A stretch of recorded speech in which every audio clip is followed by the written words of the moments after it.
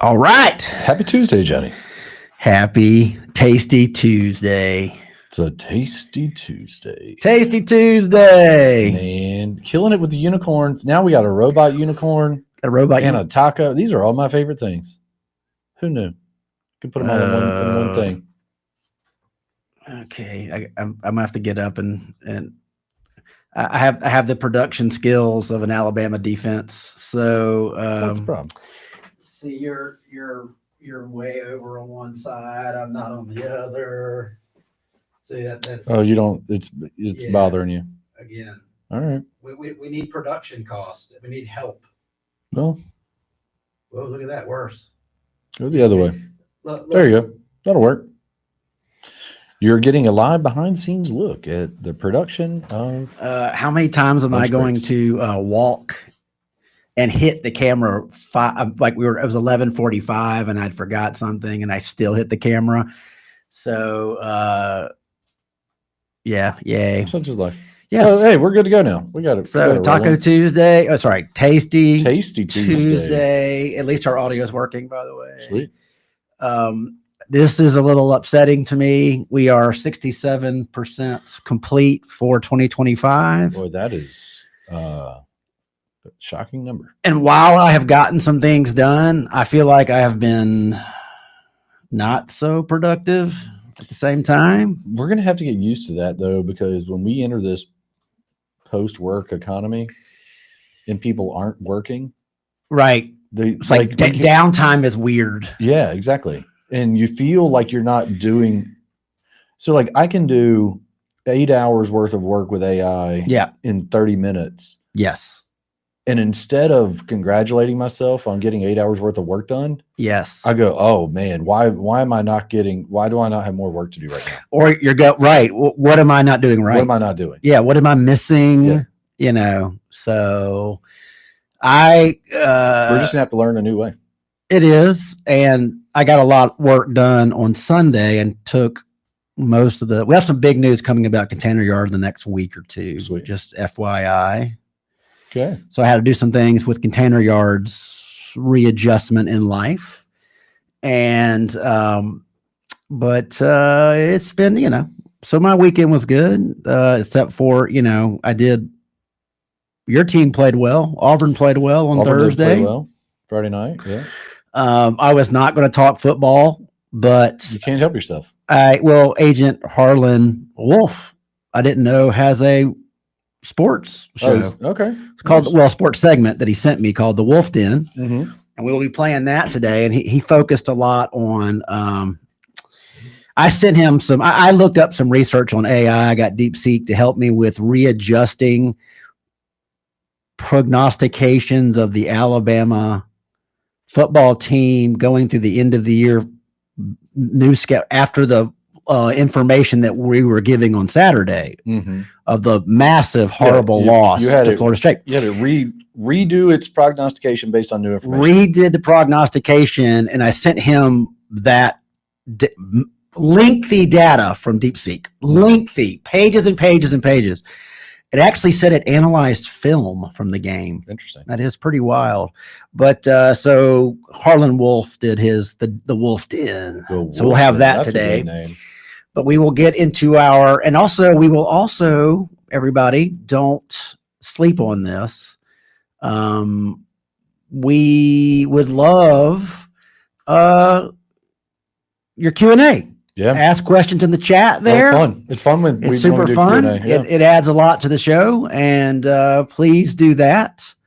But today is a Tasty Tuesday, so we'll put that right there. And you just can't go wrong with tacos on the Tuesday. And we will go with our Tasty Tuesday what are you eating is not exactly what we're eating, even though I'm a fan. I know it's dirty tacos and grade D meat, but we're going to talk a little bit about, and you sent me this. It is Taco Bell just brought back 5 fan favorite Y2K Y2K menu items. Yeah, man. It's taking me back. So you youngins out there, which I don't think are on Facebook, Y2K was the scare. That's right. That there was no 4 digits at the end of code. So like 0101 1999 or 2000. Right. It was 99. We didn't know what was going to happen on the rollover. We didn't know if all the computers and planes would fall out of the sky or whatever. You want to talk about some extreme headlines? It'd be interesting to go back and look at some Y2K headlines from the fall of '99. South Park had a fantastic. Did they? That shouldn't surprise me. Why was it in? I think they brought it back around and did a Y2K episode. But yeah, super good. And let's see what they're bringing back here. We got to go to my ad scene now here. We're going to the bangers here. Got to add screen. Let's see here. Let's see what we have. Look at that. Cool Ranch Doritos Locos Taco. A Cool Ranch Dorito taco. Man, and this chick's nails too. She's got going on right there. Oh, look at this smooth guy. Double decker. Oh, I like that too. I love this. So that was the crunchy in the middle and the soft on the outside. Yeah. Solid. With some refried beans. Solid. The 7-layer burrito, which I wonder if they'll, let's see, $2.49. That's pretty good. I mean, that's a whole meal. Let's see. A well-made 7-pound was hands down the best item at Taco Bell for a long stretch during the 90s. It was OG. I didn't like it as much because I just had more things I wasn't interested in back then. Right. I think now I'd be able to. Okay, that doesn't actually look very appetizing. That's not a great picture. Not a great picture. The chili cheese. I do remember the chili cheese burrito though. See, I don't remember that. That's interesting. Yeah.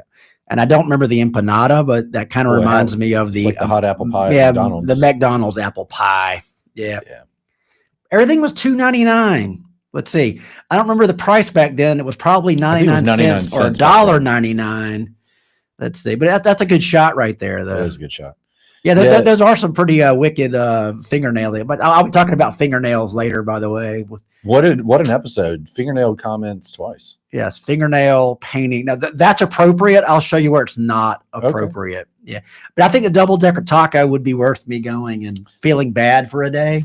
Boy, there's one just down the street, too. Yeah, so I will say feeling bad for a day will work. Sometimes I forget about that one right there on Government. Yes. Just kind of hidden back in the...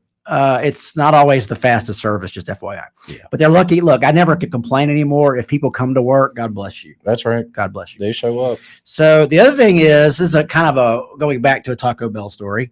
We talked about AI use in their modern day drive-through boards, where you're probably talking to an avatar or an AI chatbot.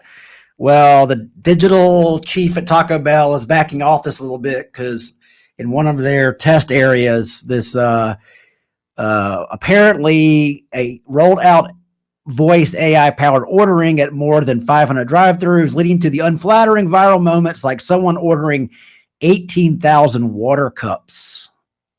So it got it wrong, 18,000 water cups. Well, they did that because they wanted to talk to a human. Oh, see, you always know the whole story. I just know the X bites. Yeah, so and we're going to see a trend of this, and people are going to teach other people how to do it. Right. And it's going to be how do you hack? How do you get to a human faster? Yeah. How do you hack through the system? You make some crazy thing like crazy I demand want at the million tacos all right with now. cinnamon. Right now. Yeah, I got you. And if you don't, I'm leaving 1,000 1-star reviews. That's good to know, though. But I think you're going to see a lot of people trying to dunk on AI, right? Try and trick it. Try and they're clankers. Yeah, but they're really just doing it for views, right? Like oh, of course. I mean, look, yes, but that's okay too. I don't have a fundamental problem with it. It's just going to be an interesting world because It's like when somebody says, well, an AI hallucinates. Well, you ever met a human that doesn't hallucinate? Well, that's the or whole you know thing. a human that knows everything? I mean, I know some people that think they know everything. Again, the idea of memory. Memory is so faulty. Right. That's hallucinating all the damn time. All like, oh, what do you mean you were wearing purple? You were wearing purple. No, it wasn't. No, your brain just doesn't remember things. Doesn't count.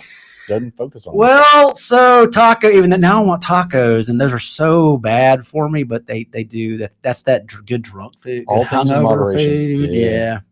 It would make me feel like crap, though. I will say that. Probably. So let's get to. I love this graphic, by the way. What a dude! The Wolf Den. That's Agent Harlan Wolf. Again, I didn't know he was a sports fanatic. He has his own show. And before we get into his report, I'm going to go ahead and just jump to the get off my feed moments. This, I like it when you get fired up. So get off my feed, and I want to talk about the Alabama football team, which I said I wasn't going to talk about a whole lot this year, but after the it feels like you need some therapy for. So, I think we all do. Yeah. So go ahead and cut it loose. So this is a Mobile native, by the way. This is Ryan Williams, Sweet Pants McDroppy. Okay. So he's making like $4 or $5 million a year, and he had a terrible game, like he's had for the last 6 games of thing. But here's the thing: he paints his fingernails, which I'll give him this for an entrepreneur. Some Revlon or somebody like pays him NIL for his painted hands. But if you're not tough and you're not badass, this just makes you look like, titty baby. Okay. And then this was him on the way into the game.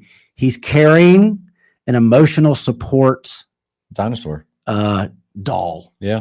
We are a long way from the Saban machine. This has gone I don't know that you could have long way more buddy. contrasting images. This guy right here, I'm actually rooting against him now. Okay. So I just don't want him. I just, he can go transfer somewhere else. I really don't care what he does, but just pitiful and sad. Well, the interesting thing is when you're get off my feed. So when you're making that much money, you're putting a dent in the budget for other talent. And also, I don't want to hear he's just an 18-year-old, but no, that's a professional athlete. That's right. That's a professional athlete. Highly paid. He deserves everything he gets. He should be told you suck.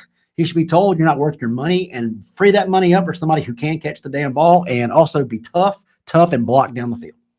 All right. So there you go. Yeah, I used to say, I used to be of the mindset of you shouldn't criticize a college kid. They're just trying to do their best. That's over. But it's just not the same world anymore. Over. And also these coaches make too much. Look, I'm waiting for when the bow breaks to win. I'm talking about big schools that, that never crossed the top 25, but they're big schools. They just say, we can't do it anymore.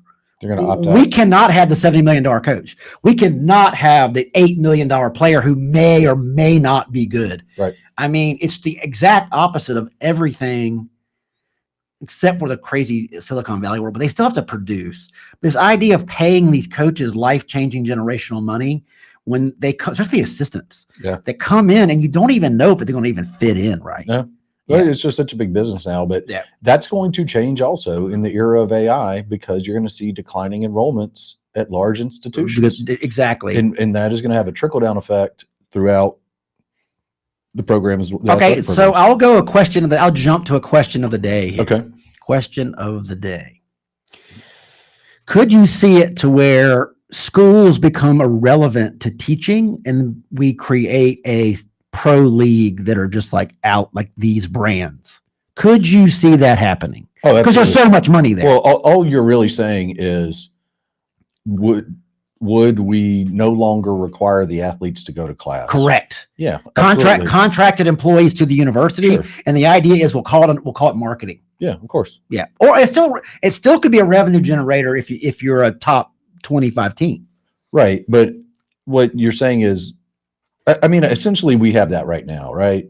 Like, yeah, but they still have to go to class. But do you? Well, when's the last time you saw somebody suspended for not going to class? Well, it's also a lot of the online crap. Like, you go online, you don't even know if they're taking the test. I mean, So I'm saying, like, let's not pretend like, I mean, that's basically what we have now. We just don't really call it that. But yeah, I can see a formal separation where these brands, these universities that are brands, they step out and you've got like the Nike Oregon Ducks. Yes. Right? Not the University of Oregon Ducks. I see what you're saying. The Nike Oregon Ducks. Right. Ours might be the Yellowwood. You might be the Yellowwood Auburn Tigers. Right. I got you. And you won't be Auburn University. Right. And look at how many companies And the state- university can just license out the brand and collect revenue off and the they're making licensing. money. And the other thing is like how many big companies in our state would just pile on to be like 1% owners of that franchise. Well, look, you take somebody like Alabama Power and Blue Cross Blue Shield that Right. have Oh, no. unlimited money and power and influence. If they made it even open, it would be, some, again, very large company in probably Birmingham or Huntsville, not Mobile, because we're just not big enough. Well, but it literally would be global brands, right? Right. Like, and then you would start to see F1 style money come into it, live style money, Oh, that's where the interesting. Saudis get involved, just like they are everywhere. Because if this became an apple that people could get a bite of, they would jump at it. Oh, yeah. I mean, it's definitely. the biggest brand college football is the biggest brand in the country that doesn't belong to a corporation. Right. To 24 owners Right. and a commission. Exactly. Yeah, I got you. Yeah. Well, I will go ahead and say the NIL thing. Yeah. I Protect Insurance has a question. Oh, okay. Back to Q&A. Q&A, buddy. Let's see it. I Protect Insurance. Fire up. Well, he's got to ask the question first. Oh yeah. Well, come on. See, where you at, brother? See, Scott's got to ask he's got a question. Well, ask it.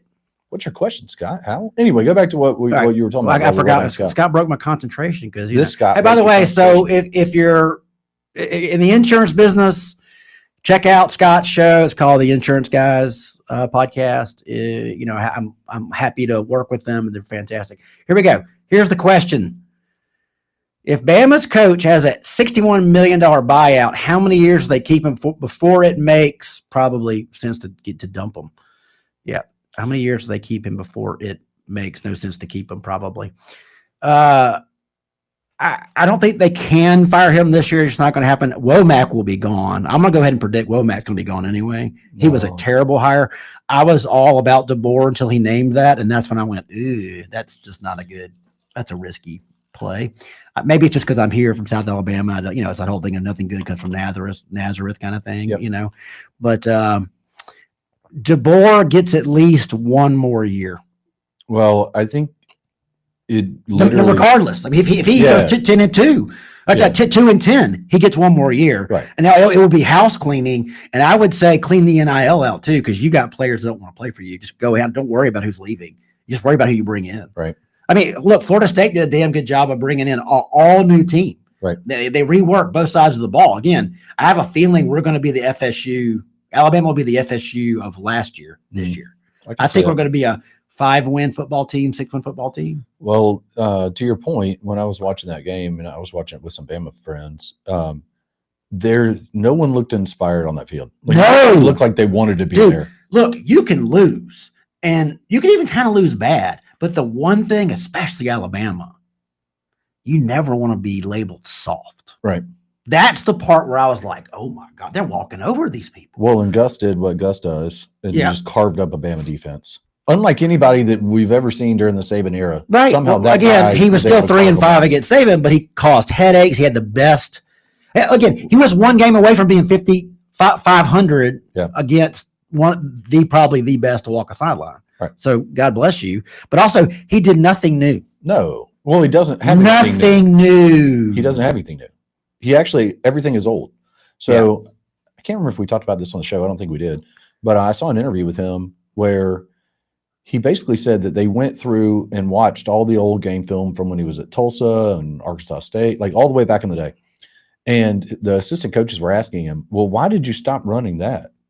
And he said, I don't know why we stopped doing that. Yeah. And that's what every Auburn fan wanted to hear him say for years. Yeah. But also give us but it also has to do with the personnel that you have too. Right. But what I'm saying is there was no self-awareness. We would do things that worked and then we would just stop doing it. Yeah. And we're like, why are we not doing the thing that's been working? Well, what happened with Alabama with a lot of the analysts were again, scary to hear. Scary to hear, considering the culture shock that we've had with our change from Saban.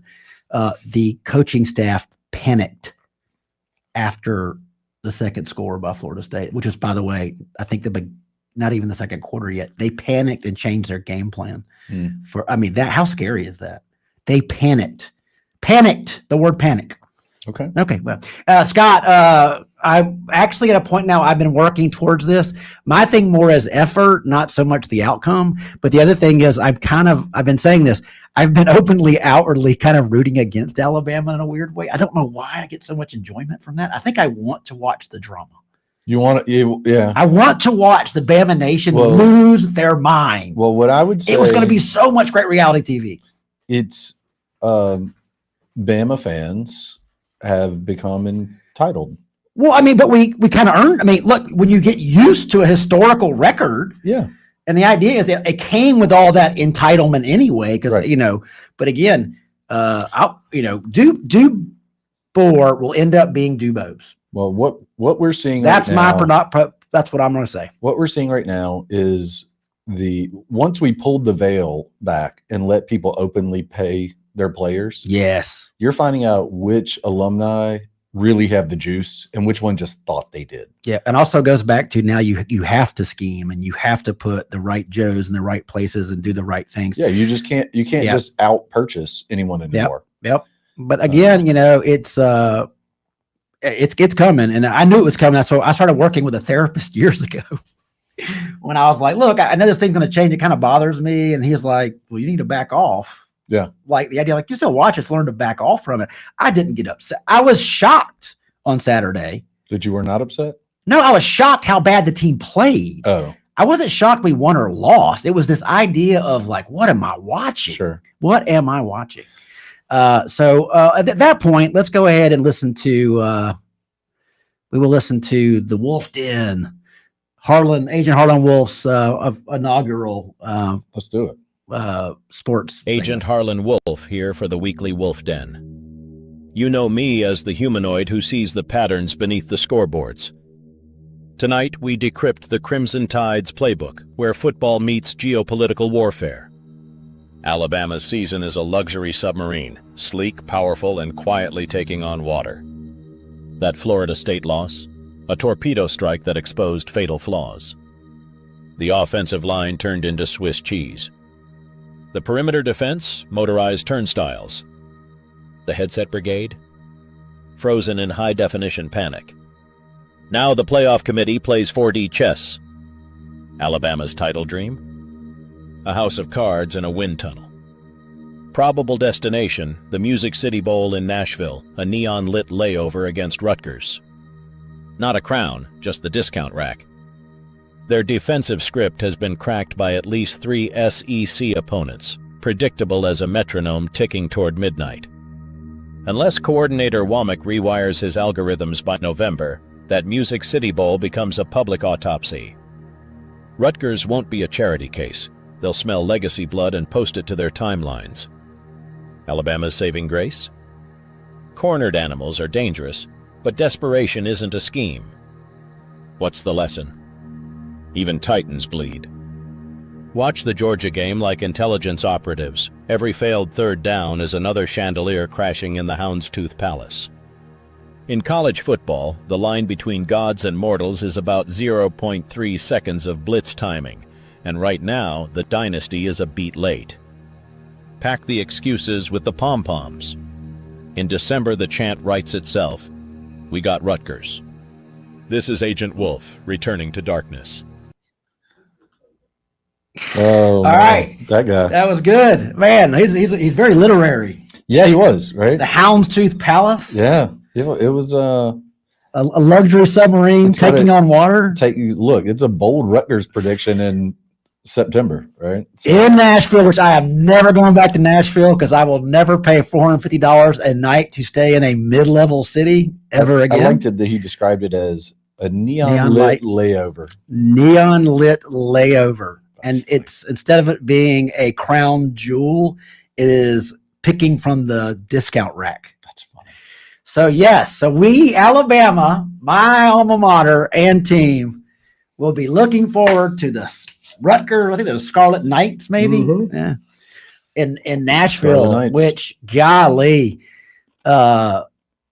Oh man. Yeah, I really do I'm pulling for the destruction of the Bama Nation. I don't know. Look, I don't want it to happen. I'm saying, but it's going to be fun to watch the absolute meltdown and the changing of like the mindset and the culture of what has happened. Right. Because there's no fix. There's no overnight fix for this. No. And you have locked into one of the biggest buyouts. I think it's bigger than Fisher's, right? It's right there close. Yeah. Wow. But Texas A&M has different money than Alabama. Oh no, Texas A&M money is not even money. Right. It's like it's goes salary back, money. It goes back to Scott's question. It's like it's not just the 61 million. It's also the buyouts for the coordinators. Yeah. The new coach contract. Right. His new coordinators. And that new coach is not going, you're not going to get a great coach unless you show them that you're going to have a $25 or $30 million budget. Yes. Because a good coach is going to go to a program that has those kind of resources that they're going to put on the table. Yeah. Now you can get rid of coordinators and consultants. Well, you can, that's shuffling chairs on the deck of the Titanic. That's gone. Yeah. Again, that's how I felt. Norvell did a good job with FSU. Look, he brought in a new, I think, defensive coordinator and offensive coordinator. Right. Didn't he? Yeah. So. But it's kind of like when Auburn had Harsin. Well, I didn't root for Auburn to lose, but when they lost, I was like, at least we're another step closer to getting rid of this guy. Wow. I'm not. I think you know what I'm saying. Like at least we're another step closer to getting rid of this clown.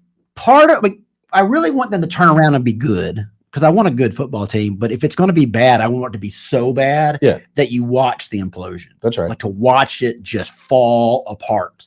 Because sometimes that's cathartic.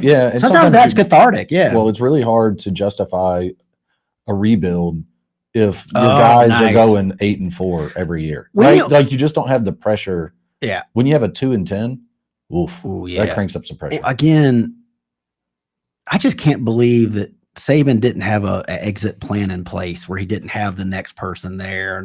I do blame him for that. Well, because he's the guy that planned everything, right? How do you not plan your exit? How do you not plan your exit? I think it's because the only reason I think he left was he doesn't like this NIL world where the players have control over the coaches. Well, also, he wasn't getting the coaches he wanted either. Right, but what I'm saying is if he was leaving, like he doesn't have a plan when the entire system just changed on you. Like whatever Saban's plan would have been, wouldn't work because the players control you now.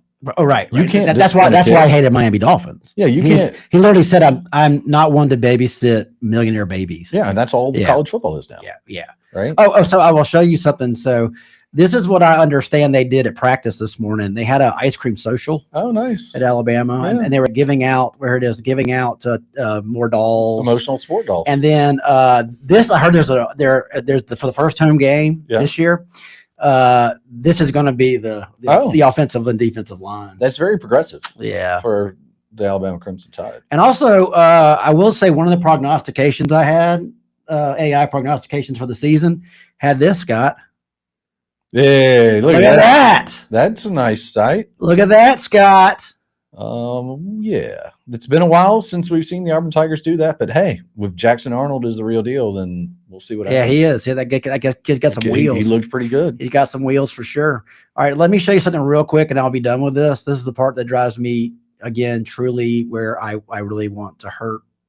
I don't know. It's just like ridiculous. So let's see here. Look at this. This is the star players of Alabama. Look at them. While they might not, while they're sweet britches McDroppies on the field, they're number one in the nation in TikTok video dancing. Okay, so I got to get that NIL money. Yeah, and get those views. And my other favorite thing is, so let's see here. Oh, this is pretty funny right here. That is pretty funny. That is pretty damn funny right there. And where's the one that I'm going to show you a leader of the football team. Okay, let me show you a leader of the football team.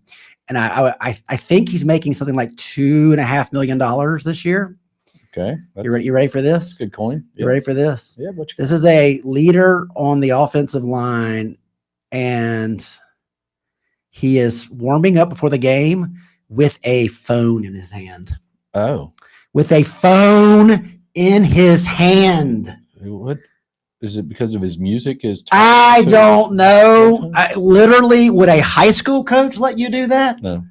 So, well, what's funny is the fans I watched the game with, every time Proctor made a bad play, they were like, Caden Proctor is one of the best offensive linemen in the country. So this is also the titty baby that also went back to Iowa after he was homesick his first year. Oh, So and then came back. So again, I remember being around a football team that I looked at as gladiators, not as soft libtards. Well, that takes us to the question of the day again. Okay. You had a question. Bring us back to the question of the day. Right down there. Oh, question of the day. Here we go. Here's my question of the day. If the aliens arrive and they say, take me to your leader, who are you taking them to? Well, I would have said Saban in the past.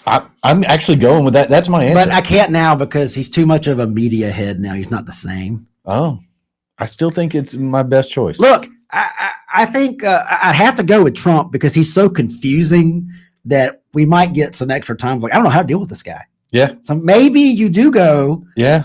And I would say if you wanted to deal with somebody who may eliminate the aliens, it might be Putin. Sure. By the way, okay. But, Trump will try and negotiate a deal with them.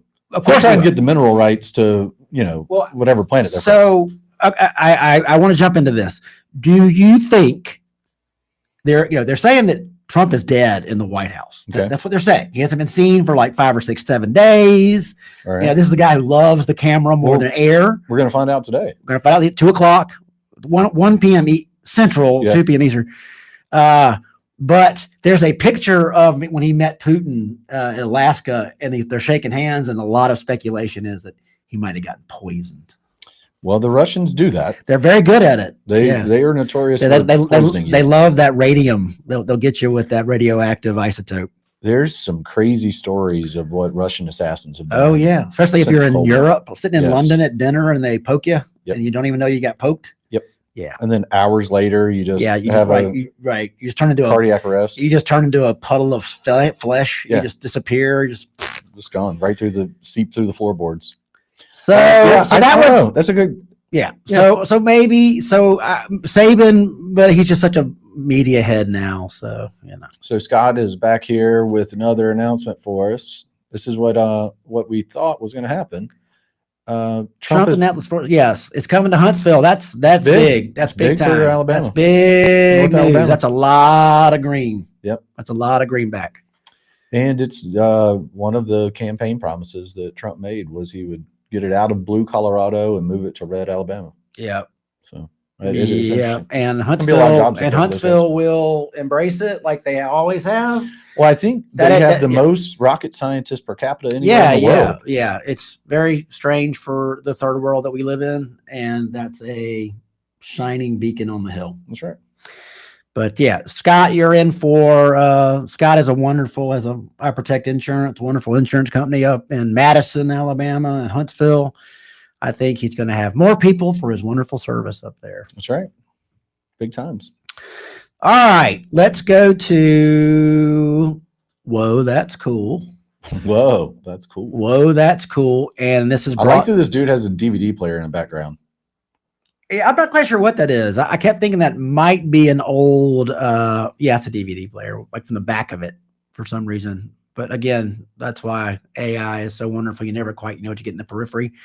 So this section is brought to you by Meducate AI. Meducate AI. Care with clarity. And we've added a new library, have we not? We have. We've just gone live with internal medicine this week. Man. So urology and internal medicine and more to come quickly, we hope. And so this is the Xena report of some AI medical news. Hey there, blockchain believers and crypto cowboys. This is Agent Xena, where we dive into tech that's reshaping our world, beyond just ledgers and Lambos. Today, let's talk AI in healthcare. Imagine if your smartphone could eavesdrop on your brain like a nosy neighbor, or spot a heart glitch faster than you can say cardiologist. That's not sci-fi. It's happening now, and it's got me thinking, what if AI is the ultimate sidekick to our decentralized dreams? Picture this. You're chatting away and bam, AI analyzes your speech like a detective scanning fingerprints. Researchers cooked up this thing called CTCA-IT, a deep learning wizard that catches early neurological red flags, like Parkinson's, with 92% accuracy. It's non-invasive, works across languages, and spots those slips of the tongue that scream brain alert. As one professor quipped, it's like your voice is spilling secrets your doctor never heard. No scalpels, just sound waves. Talk about a mic drop for medicine. Then there's the AI stethoscope, the size of a playing card, diagnosing killer heart conditions in 15 seconds. It hears what humans miss, like a bloodhound sniffing out hidden trails, and triples your odds of catching atrial fibrillation before it crashes the party. Trained on data from thousands, it's cloud-powered and portable, perfect for docs on the go, or heck, your next family reunion. And get this, AI's even reinventing antibiotics. Meet Halicin, discovered by MIT's Machine Magic, zapping superbugs like MRSA by starving their energy supply. It's like, I found a cheat code for bacteria that humans overlooked, dodging that pesky resistance. Sure, it's got some kidney-kicking side effects, because nothing's perfect, right? Like that time I tried kale smoothies for health. Big mistake. Wrapping up, folks. These AI breakthroughs aren't isolated sparks. They're threads in a grand tapestry, weaving speed, smarts, and scalability into a net that turns raw data into life-saving symphonies. For us AI and crypto enthusiasts, it's like discovering oil in your backyard. Envision blockchain-secured health vaults where your data dances privately, tokenized trials that crowdsource cures faster than a viral meme, or NFTs that personalize meds like custom sneakers. Investors, here's the wink. Pile into AI health mashups. This sector's not just exploding, it's a supernova, poised to hack healthcare costs and save millions, all while outsmarting evolution's nastiest tricks. The lesson? Tech's the great equalizer. But remember, with great algorithms comes great responsibility. And the occasional glitch that reminds us we're all just fancy monkeys with keyboards. Stay sharp, stay invested. Back to you, Scott and Johnny. Agent Xena. Man, she's good. She's always got really interesting stuff to talk about. I do like this movement of AI products with physical products like the stethoscope, the eye reader, or whatever. I would imagine that adds a lot of value to a company if they not only have the tech, but they also have the product that kind of goes, the tech and the tools that kind of goes with it. Yeah, you're right. That's interesting. I actually saw a pen that you drug the pen over the words and it would say the words out loud to you. Like if you were trying to read a foreign language. Oh, right. You drag your pen over it and it will tell you the words in English. Gee, well, can't those glasses like? Oh yeah, I mean, there's other tools that do it. Yeah. But this was specifically a pen. I wonder where that came from. I wonder what they were doing to do that. I don't know. Yeah. But yeah, AI enabled tools are gonna flood the market. You're gonna be able to get an AI enabled anything. Yes. And then you got to decide what data. Like having data and not using it is worthless anyway. And having too much data, right? Too much data can be even worse. That was my first prompt doing the football analysis stuff. Yeah. It literally was so much analysis that it was crazy. And so I had to kind of get it to filter out a little bit. But the other thing is MRSA is it's like become super bacteria and where nothing kind of deals with it. It's nice to see that there is some AI moving forward that would help with that. I mean, I saw an article the other day that said just one AI lab had found 28 new antibacterial properties. Yeah. Well, the thing is that they're breaking down these proteins faster. Right. And they're being able to do, I guess it's like virtual testing and not real testing. So it helps you go faster before you put it into a human trial, you put it into subset file. They're putting it into the sandbox basically. Yeah. And they can run simulations millions of times over. Right. And then that helps them go the direction. What we're now starting to see are just very personalized drugs will be available in the future. Like I was listening to, there's actually Joe Rogan's podcast, the guy that was on there this week. He was talking about that there's going to be individualized cancer treatments because not everybody's body responds the same way. That's not that's been around for a while, especially with pharmacology, because that's exactly what they do. They look at your genome of the cancer and you're getting and only certain, I think MCI actually does this here, Mitchell Cancer Institute, where you get your recipe, like Right. for Scott Tyndall, Your individual which is cocktail. different than Johnny Gwynn. And it Right. has a lot to do also with, there's a lot of skewing there's a lot of Caucasian, Aryan, white people for years were in these tests Right. and not African Americans. And there's different body chemistry issues. Sure. So that's going to help a lot too with the idea of not only is it by buckets of big things, it's going to be down to the minute of your DNA. Right. So again, that idea of making that available is pretty cool. Scotty White is right. He says Scotty White. Very Star Trek. Scotty White had a birthday last week. Nice. Yeah, happy birthday. Happy belated birthday, Scotty White. But Scotty's got a great toy store, by the way, on Moffett Road. Go check it out. So, yeah. Scotty's Toy Shop. Fantastic. Let's see what else we got on the old agenda here. Let's see. Oh, did the question of the day already. Oh, what are you watching? Did you watch anything fun over the weekend? That's the question. I right now. I watched way more football than I anticipated watching, and probably watched more football this weekend than I'll watch the rest of the season. Didn't mean to do that. Look at that. See, press the wrong thing. Oh, People, yeah. go ahead. You Anyway, do your thing. So I probably watched more football than I will the rest of the season, but I do love the first weekend, and man, were there some good games this weekend. So I watched football with my family. That's what I'll end up still doing, no matter what. I don't know if I'll watch some of the garbage games, Sure, but I'll watch just because I can spend time with my family.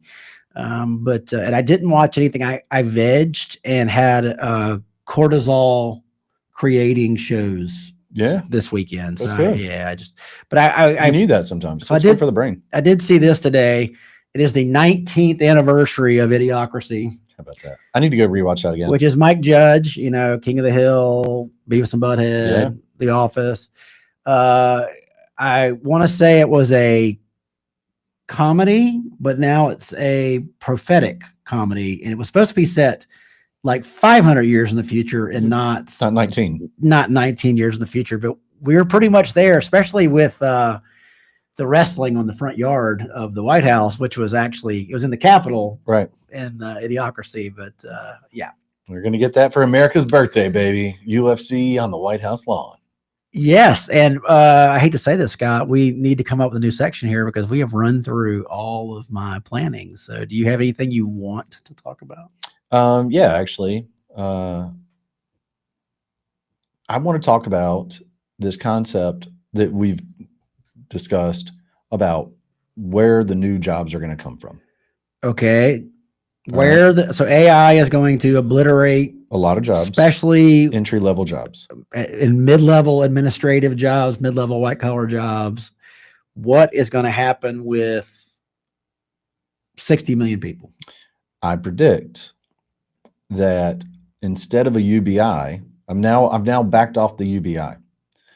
I think there are going to be no-show jobs or no work jobs where you have to go sit in a cubicle. Oh, and you have to sit there all day and do nothing. And then when you're done, you can go home and collect your paycheck. Yes. It's like getting caught diddling a child in the New York school system. That's right. They just move you over. They don't really do anything. They stick you in this job for 9 hours a day and you read your favorite book. Right. Because Americans are going to be so adverse to the idea of a handout that they're going to punish people. Well, at least I'm going in. Yeah, they're going to punish people and say, well, if I'm going to give you free money, you're at least going to sit in this room and look at this wall for 8 hours. Well, welfare's not that way. Yeah, but that's different. This is at a massive scale. Okay. All right. Right. That's what I predict is.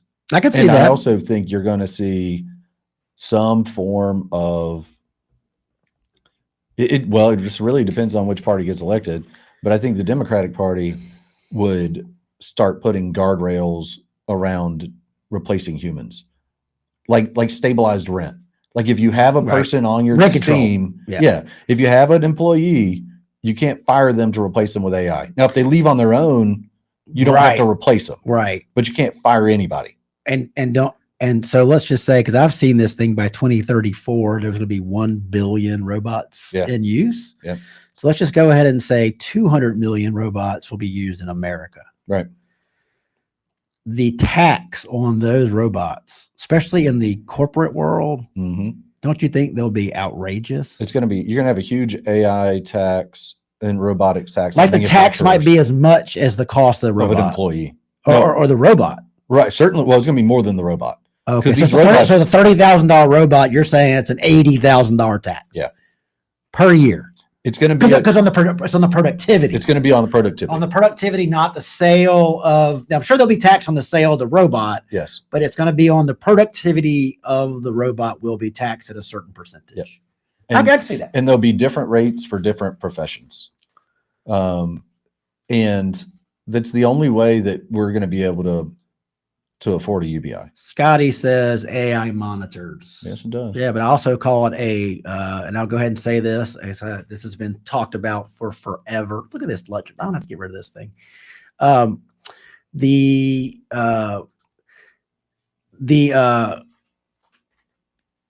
A lot of libertarians have talked about this forever. The United States, so the NEA, but the schools Yes. in America are not to educate children. It's just a massive government jobs project. Well, it's also a massive government daycare building. And also indoctrination. Don't get me wrong, but if you go to the idea of like it's just this massive job program, that if you didn't have it, think of all the people who would not be working. I mean, Right. That's a lot of money. But So yeah, but also it's think about once society forced us to have two working double income to thrive and survive, school became the default babysitter because mom and dad were both at work. of course. Right. So like right now, if you told me I have to reshape the American education system in a month, everything needs to go AI, but you'll destroy society if you don't send those kids to school every day because there's nobody home to watch the kids. So you have to send them to a building where they sit in a room all day. Like we said about Like your job. like the job. Like their fake job. I mean, that's all school is. It's fake school, man. And it's Well, been it that is. way for a long time. Well, it hasn't changed since I think his name was Horace Greeley. Yeah, Horse Man, maybe. Horace man, the guy that like this is like 18 whatever. Like it was like Prussia. Right. He went to Prussia to figure out how they were creating their school system, which was really to create Industrialized labor. well military. Yeah. People for the military and also a quiet, indoctrinated citizenry. Right. To make them, yes, Well, capitulate and not free think at all and just suck it up, take from the government and you live by the government. And we're going to make good quality militarized citizens for us. But we're stuck with what we got now. Yes, we are stuck with but But I think you're going to see more people opting out of traditional school. yes. And I've been noticing and very expensive are these new AI schools popping up, Oh yeah. which are fascinating to me. Well, and this gets back into the imbalance of the world. Yeah. It's only going to go to hyper imbalance. Yeah. The smart people But and rich. and the rich people yes. Smart and rich. Yes. will take advantage of these tools Yeah. Right. and create massive amounts of wealth, and everyone else will just be without a job. But the NEA would protect their jobs no matter what and never allow those. That's my point. would We're stuck. Never allow It's that. the only reason we don't have Yeah. automated ports in the United States. right. because of labor right. unions. Labor unions. Yeah, correct. Because China is running 5 or 4 of the biggest ports in the world. And Fully autonomous. there's nothing but maybe like what I would call like over management being there on site. Yeah, there's like 2 or 3 people Yeah. on the entire site. At the I guess there's probably people to fix things. I yeah, want to but they're imagine. probably on call. Yeah. Yeah. You probably just got to have a human to lay eyes on things every now and then. Yeah. And again, we Not have for long though. I mean, the one thing I would think about dictatorships and communists is there's a lot. If lovely leader wanted something, there would be no regulations and compliance. Yeah, It would it's- you just if do you whatever want it, you want, just yeah. get it done. I get it. And I get why people who are in power are very jealous of dictatorships. I get it. Oh yeah, being a dictator is a lot easier No, than it's so having much to, easier. Well, it's like Trump had a great point the other day when somebody said, "How does he feel about being compared to a dictator?" Yeah. And he was like, "Do you know how hard I have to work to get Yeah, anything done?" if anything, obviously you're not watching what's going on. Here. Yeah, Some low-level new citizen judge Yeah. says I'm more powerful than the president of the United States. Yeah. I guess that's the system working. I don't know.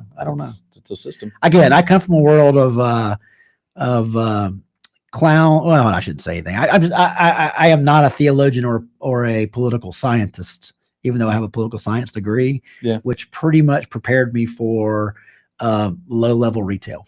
That's why you pretty started much a bar. low. No, yeah. Well, my first like job was at a computer software city. Oh, yeah, software city. Wow. Yeah, I don't even remember that. Oh, it's it's not worth. I don't know. He was around for a while, but That's interesting. And then I worked at a bank. I do remember A banker, Scott. Yeah, I was a banker. I was an assistant bank manager. Okay. I can't even add, man. I can't even add. That's why you were the assistant. Yes, that's why I was assistant. I was real good. Well, no, and whatever. Got in trouble with a lot of things there, but I didn't steal or anything. Just didn't make smart executive decisions. Yeah, such is life. But so yeah, Idiocracy. I'm watching it, but yeah, I need to go back and rewatch. That's where we are in life these days. Idiocracy. What part of it? Oh, again, Idiocracy would go up on our. Yeah, where are we now? Where are we now in dystopian films? That's So true. today we're at Idiocracy. So I did see where the one I bring up a lot, The Lawnmower Man. Oh yeah, is just now on that network I watch called Night Flight. Interesting. They just announced it yesterday, so I will be watching that this weekend. We should do a watch party. Yeah, I don't know how you do that, though. No, I don't know how to do that either. Scotty White knows how to do that. Scotty White would know. Scotty White would know how to do for sure a watch party. Look at this thing over here, constantly getting it wrong. My little cat. Why is it doing that? That is really annoying. Really annoying. Great system, but there are some little. It's like I always keep thinking like whoever makes this system that we're using never uses the system. Yeah, you say that sometimes. Yeah. And I think you're right. I think that, and things get over-engineered. Well, again, like it's just because you can do something doesn't mean you should. Well, I have an audio editing software that was made in like 2008. I'm not kidding, man. And it is brilliant for what I use it for. And I cannot update my computers. Right. Because the new operating systems will not run this thing. Yeah. So I literally have to change the way I use computers to keep this perfect editing machine that they made in 2000. But by the way, the newer versions I've tried them. They're horrible. Yeah. They don't work well. They're buggy. And they've added all these bells and whistles. Again, it's like I want a washing machine that just has a start button. Right. Well, it's like it goes back to just because you can doesn't mean you should, right? We don't need an AI enabled everything. Well, some things can just be analog, and that's okay. But when we talk about the time, you're talking about how long we talk about the AI revolution, right? What is that going to mean? Okay. And I was thinking about this, and somebody said, well, in 10 years, and I said, well, think about how much can happen in 10 years, though. 10 years ago, Barack Obama was still the president. Yes. I mean, that seems like an entire lifetime ago. I go with those AI tech writers who've been writing about tech before the .com bubble. Mm-hmm. So before 2000, who have been pretty good at like, I missed this, but I got this. Right. I can at least see what the next 5 years is going to be like. And literally like, one or two of those people have said, I have no idea what the next 5 years looks like. That is interesting and terrifying to me at the same time. Yeah, it goes back to the same question where people say every new technology creates more jobs than it displaced. But just because something has been true doesn't mean it will continue to be true. Yes. It's a faulty narrative to say that. Oh, well, every other time it's created more jobs. Okay, well. Yeah, this is the one that doesn't. And also I've seen it because I've had a staff of people before when I had a different life. And they were graphic designers heavily, but a lot of the other admin job, it would not have been, there might have been one employee to oversee it, but it would have been less than 4 people off of that. And again, graphic design it's going away, man. That Google product, what is it? Nana Banana, yeah. That is it's bananas. It's bananas. It's bananas. Again, if you know how to prompt it, it can make. I don't know if it can make high res. I haven't seen high res yet. Just because it can't be just JPEGs and stuff. Right. But this idea of like I can prompt these infographics, I can prompt these graphics. I mean, I don't buy from stock photo things anymore. Yeah. I mean, I keep for Cam Marston, I have a certain style that we use for his look, and I can't recreate that. And I don't think AI can create that very well right now. So I still use one service, but it's going on. I'm going to talk to Cam about changing the style because we need to change anyway. It's been 2 years, but I also want to make something easier. I want to make something where we're not paying $30 a month for this garb. You know, it's not garb. I'm saying it's great. Yeah, no, I know what you're saying. But I'd rather just go ahead. Hey, we can prompt more things. We can do more things. I can figure out. But I guess the point that you're making though is as these new, and we've talked about this before, as people create new businesses, they're not creating the jobs with the business that like we used to see. Right. Used to, the most popular guy in town was the guy that employed the most people. Well, with Educate AI, we still need, I think we need down the road with proper funding is a proper sales process and a proper sales team. Yeah. That's still a human sitting in a, because it's because of our market. Right. Doctors are very difficult to deal with. Yeah. They're very hard to get in touch with. They're very busy. And also, that's part of what we're trying and to also the help CMOs, the CFOs, the CEOs of those companies. They're not. And how many times they pitch to with people who've been doing it for decades? Right. You know, who the heck are we? We're just some, brand new AI company. Right. Educate AI, by the way. But okay, Scotty White here. Let's see here. You don't need to know how to prompt it. You can tell ChatGPT what you want to optimize it to tell whatever. Yes, you're right. It is. I love the style that we've created with, and again, this is where like being an art historian, a graphic design historian, and knowing the great graphic designers, knowing the style names, right, knowing what you want to ask, and it understands that. That's where all of a sudden the historian becomes more important than the executor. Right. Because they can talk it into existence. That's right. They know the language, it's amazing. Well, the AI has been trained on humanity. So we're going to have to use natural language. Well, again, it's a language machine. To interact with it. Yeah. But Scott, we're coming up on our time. It's been it's been fun. I'm sorry I went over the rails today with the football stuff, but well, you had to get it out of your system. I think you feel better now. Look at that. I'm gonna have to take these captions off, man. This is all day. It's all day. We got a default.